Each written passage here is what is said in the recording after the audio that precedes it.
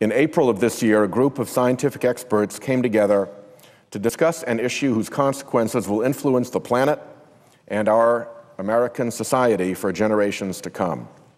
They met at the University of Oxford to discuss the current state and eventual fate of our oceans. The ocean, as stated in the workshop summary report, is the largest ecosystem on Earth, supports us, and maintains our world in a habitable condition. For 3 days, 27 scientists representing 18 prominent research and conservation organizations worldwide reviewed the latest findings on ocean stresses, and in particular the consequences of multiple combined stresses for marine life and for the human population. The scientists found that stressors in combination magnify the negative effect of each one occurring alone. Based on this determination, the scientists at this meeting concluded that we have underestimated the overall risks and that the whole of marine degradation is greater than the sum of its parts, and that degradation is now happening at a faster rate than predicted. In short, things for the ocean are worse than we thought and getting worse faster than we expected. All too often, we take for granted the fact that our oceans feed us, support our coastal communities, and drive many of our tourism economies. Unfortunately, these ocean ecosystems are severely stressed from nutrient pollution, chemical dumping, overfishing, marine debris, invasions of exotic species, warming waters, and perhaps most alarming, a drop in ocean pH levels to levels not seen for more than 8,000 centuries, the acidification of our oceans. Individually, these stressors would be cause for concern. In combination with each other, this expert group of scientists concluded, they are driving our ocean toward the brink of a mass extinction and ecosystem collapse. One example of the multiplier effects on marine life comes from plastic debris and toxic chemicals. Plastics make their way as trash into the ocean, where they break down into small particles that are consumed by marine life, like sea turtles, seabirds, and even microscopic plankton. The consumption of that plastic alone becomes fatal for marine life when they consume so much of that indigestible material that they stop eating altogether and starve to death with bellies full of plastic. But the surfaces of those plastic particles also easily absorb chemical pollutants, so they amplify the load of chemical pollution on these creatures. The levels of chemical pollution are themselves on the rise in even the most remote seas, where no human development exists. Many of these chemical pollutants, like flame retardants and fluorinated compounds, are poured down home sinks or expelled as waste from industrial facilities directly into the ocean.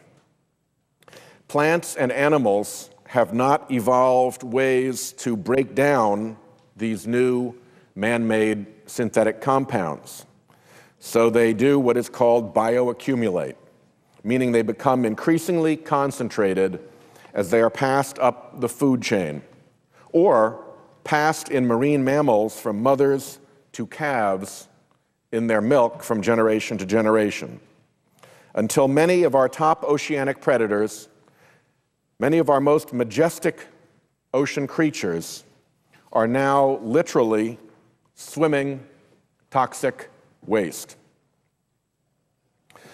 Another example of what the scientists call this negatively synergistic environmental harm is the combination of destructive fishing practices, nutrient runoff, and the presence of hormone-disrupting pharmaceuticals in our wastewater on coral reefs.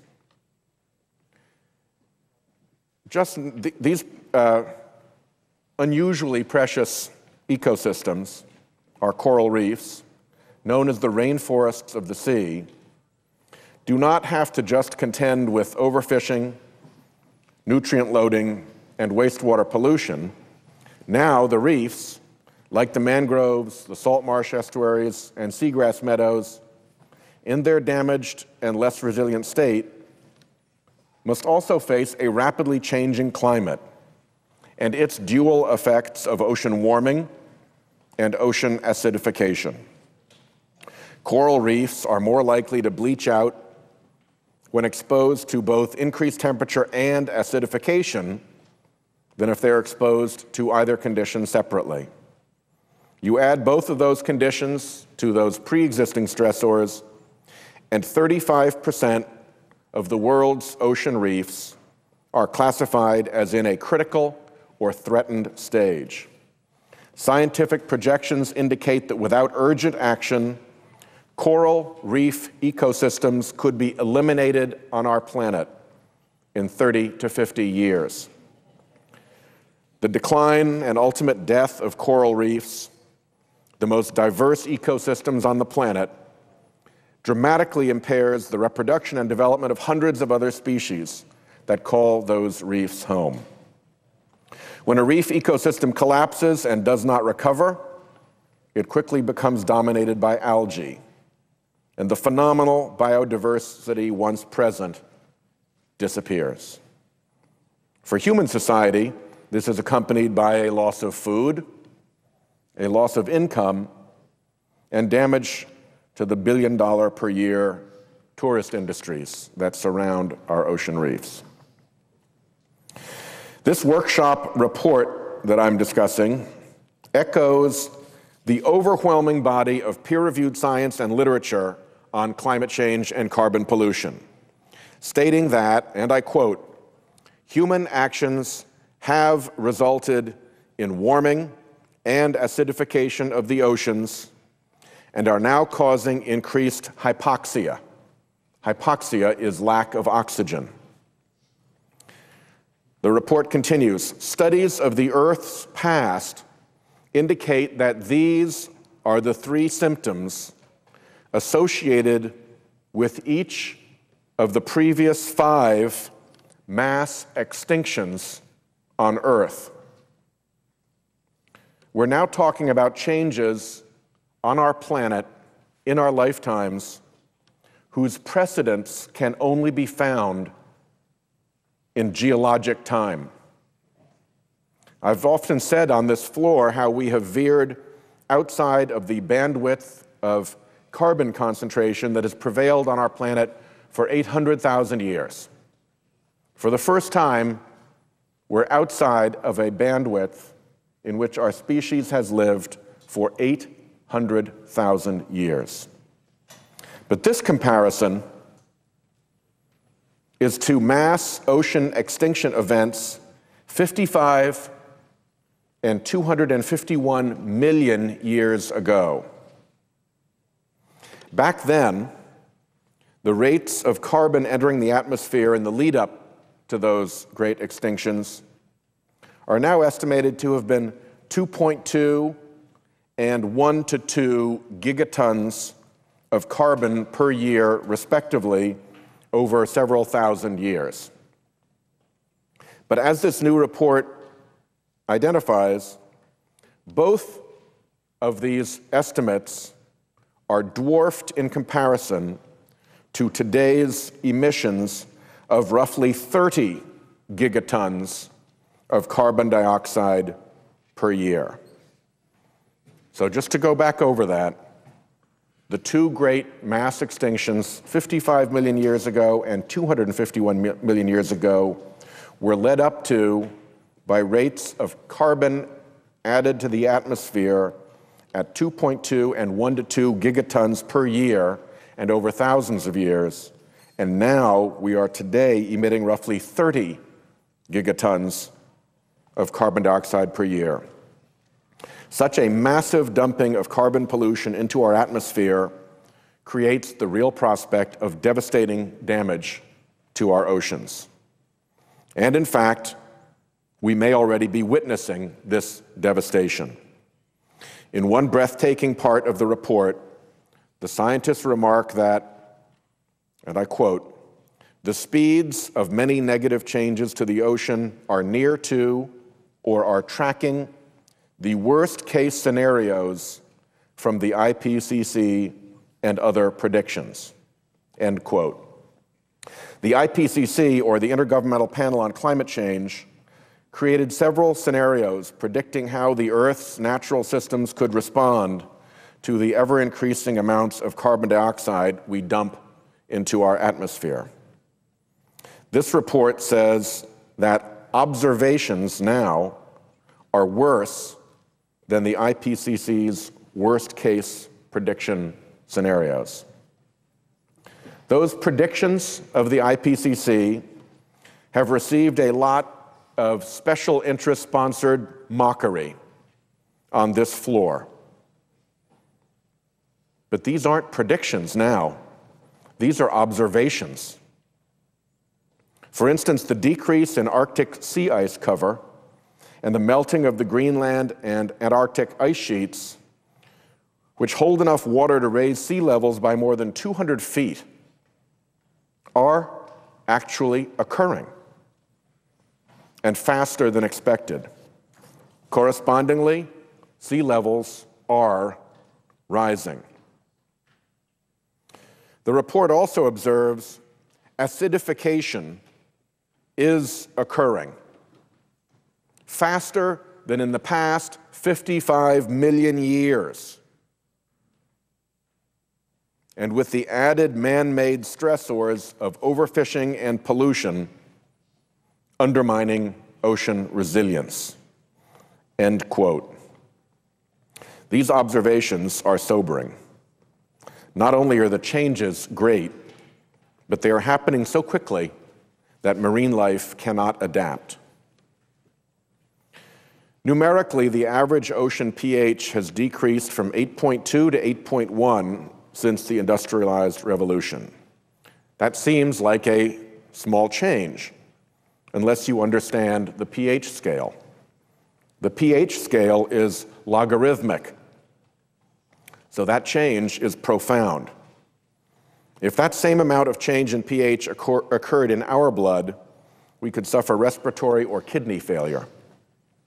It is not difficult to imagine how this change has huge consequences for marine life, and especially for the calcifying organisms like coral reefs, shellfish, and plankton, which, as the ocean acidifies, become increasingly soluble in their environment. Species do not do well when they are soluble in their environment. If this unprecedented rate of change in ocean pH continues, it could mean an almost 200% decrease by mid-century. So it is really not an exaggeration to say that we are on the verge of an ecosystem collapse that we could see happen in a single generation. Though mass extinction events have occurred in the past, workshop participants state that comparing the current environmental change with these events is difficult because the rates of environmental change are unprecedented. The rates now of environmental change are unprecedented. The report continues, it is therefore difficult to predict what the outcome of the current anthropogenic experiment will be.